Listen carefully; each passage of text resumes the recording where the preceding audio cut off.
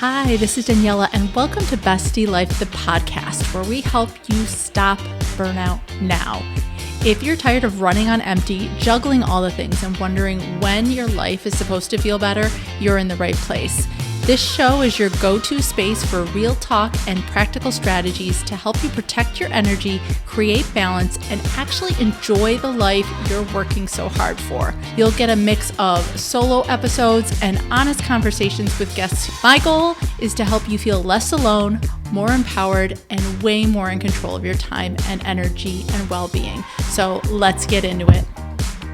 Hi, this is Daniela with Bestie Life, the podcast. Today, I'm so excited to talk about this topic. It was something that really made me pause the first time I heard it, and I'm excited to share it with you today. It came from an author, Ken Honda. If you haven't read his book, Happy Money, I'm not sure if he has other ones, but I have read and loved that one. You should definitely check it out.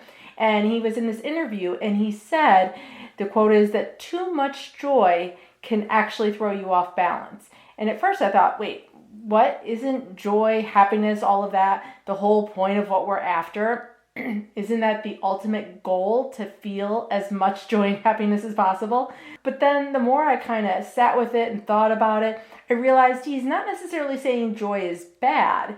He's saying that the type of joy we chase a lot of times, the big win, the big goal, the vacations, like these huge events, those big highs can actually throw us into the same kind of roller coaster that stress and exhaustion do. And it got me thinking, in general, when we're planning our lives, when we're making these different shifts to find, that lifestyle we love and all those kind of things, are we living on that constant roller coaster of going from extreme rest to extreme stress? Or are we building something steadier, something more sustainable? And that's what I want to dive into today. So grab your favorite beverage, grab something to write with, and let's dive in. So let's start with this whole idea of the roller coaster, right? We've all had times, I've definitely had them, where, you're kind of burning the candle at both ends. You go from working too much, saying yes to too many things, running on fumes, and then finally you kind of crash out. Maybe you spend an entire weekend in bed. My son calls it bed rotting, or he calls them actually his rot days. Or you're binge watching Netflix, or you take what you quote a self-care day that really turns into 3 because you're just that depleted.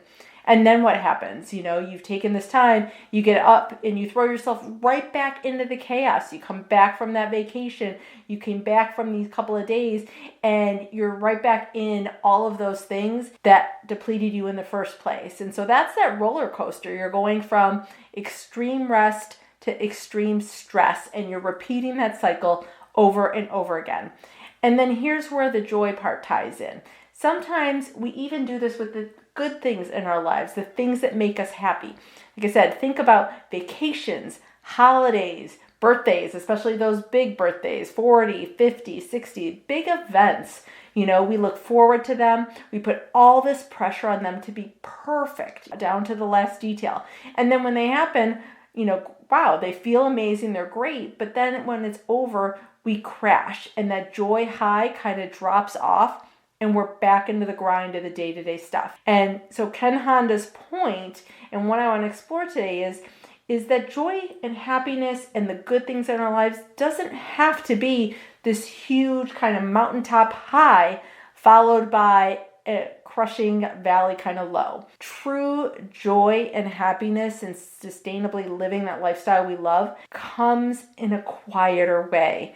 It's kind of boring even sometimes. It's steady. It's found in some of those everyday moments, and kind of intentionally planning those things, as well as recognizing where you're falling into that roller coaster, is how you're going to be able to kind of level yourself out and not keep putting yourself through all of that. So I want you to take a minute and just sit with that for a second. Think about it. In general, are you going from one big event to the next, always just kind of looking forward to the next big thing, as opposed to really being present and finding that same kind of joy and happiness and contentment in some of the day-to-day? A lot of times I think we're conditioned to chase those big highs, that quote, When I get this job, I'll be happy. When I lose this weight, then I'm going to feel good. After this vacation, I'll finally be rested. Think of those kind of statements that you've probably said to yourself, that we kind of set this milestone that's going to be the ticket. That's going to be the thing.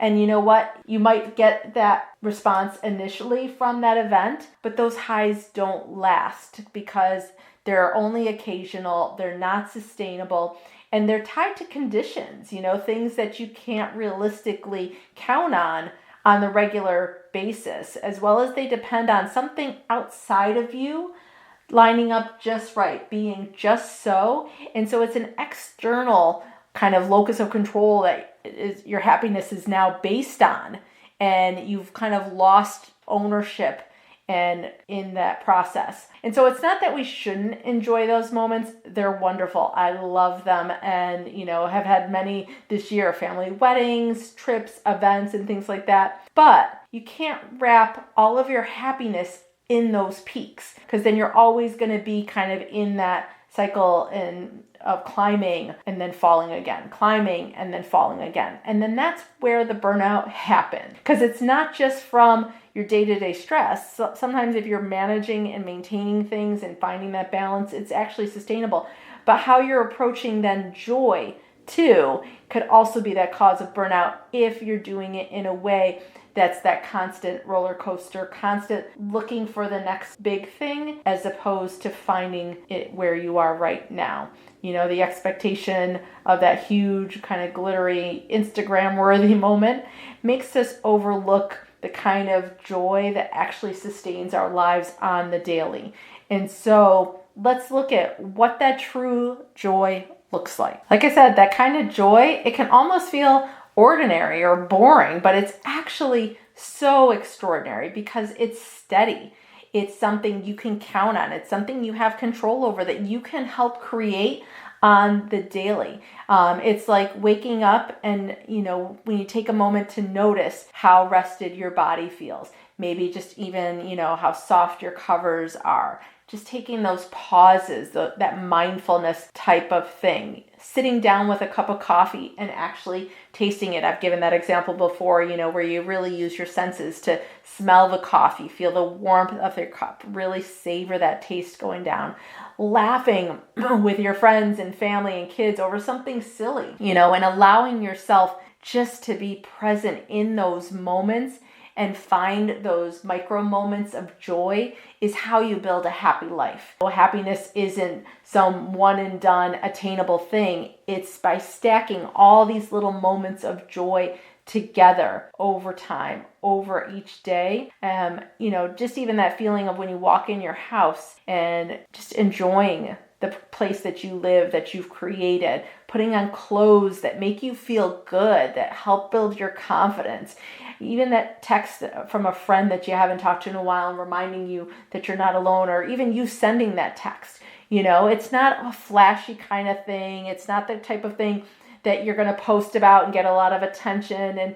But it also doesn't throw you off balance because, again, you're not riding those extreme highs and lows.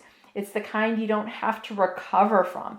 It's the kind that can make you feel like you have a truly rich life and can be steady, and just those things that you can count on, the things that you look at your values is aligned with those values on a day-to-day basis. So now you've kind of recognized maybe some of those things. You're sitting there thinking, all right, so now what? How do I get off the hamster wheel? How do I stop the roller coaster? How do you move from extremes to stability? So here's a couple of things I want you to think about when it comes to that. The first one is notice, are you in those cycles? When do you swing between some of those extremes? Do you push yourself until you crash? Do you allow yourself to have joy on the daily, or are you always looking ahead at the next burst, like a vacation or a holiday or a birthday? Having that awareness is the first step of the process. And I say this all the time, whether it's recognizing your limiting beliefs, changing your mindset, all those kind of things. The awareness piece, it can get overlooked, but it is so powerful at giving you that ownership back and control then at that next piece of it. So start to be aware. The second thing is to redefine where that happiness has come from. Redefine your joy. Start looking for those quiet moments and even just write them down sometimes. We've talked about gratitude a lot. If you've listened to me at all, I love gratitude practices, so maybe write down some of those quiet moments, your favorite cup of tea. The sun is shining for me today, and so that's something, just those quiet moments, having a great conversation with someone, reconnecting, knowing you made someone happy, whatever, those little moments of things, looking outside and watching a bird doing its thing, hearing a favorite song from way back. Find those quiet moments of joy, take note of them, whether it's mentally, writing them down, and building that practice of gratitude for the quote small stuff rewires your brain to notice that steady, sustaining kind of joy. I've talked in the past before about the whole science behind it, and it is science-based, that recognizing these quote small moments, again, because they are really a lot of times the big things that we don't appreciate for how powerful they are because there's consistency in them. Really redefining what brings you happiness. What made you smile today? What gave you pause? What created that warm feeling inside of you? That's where you start to redefine that joy. Next, you're going to rebuild the rhythms of your day. What's the vibe of your life, so that instead of always running yourself into the ground and then, quote, rescuing yourself with a day of rest or a retreat or a getaway or a vacation or things like that, creating those daily rhythms of self-care. I talk a lot also about micro moments of self-care. It can be as small as 10 minutes. If you haven't grabbed my free Reclaim Your Time in 10-minute blocks cheat sheet, head on over to my website and do that. And it'll give you over 20 ideas of how to start carving out these little micro moments of self-care for yourself. It could be going for a short walk, getting on a phone call with a friend, taking some kind of 10-minute break instead of waiting for a vacation or waiting for burnout to hit to really start to take care of yourself. And then lastly, just let go of perfection. It doesn't have to be that Pinterest moment, Instagram worthy, big type of thing with everything going just so. Life isn't meant to be perfect.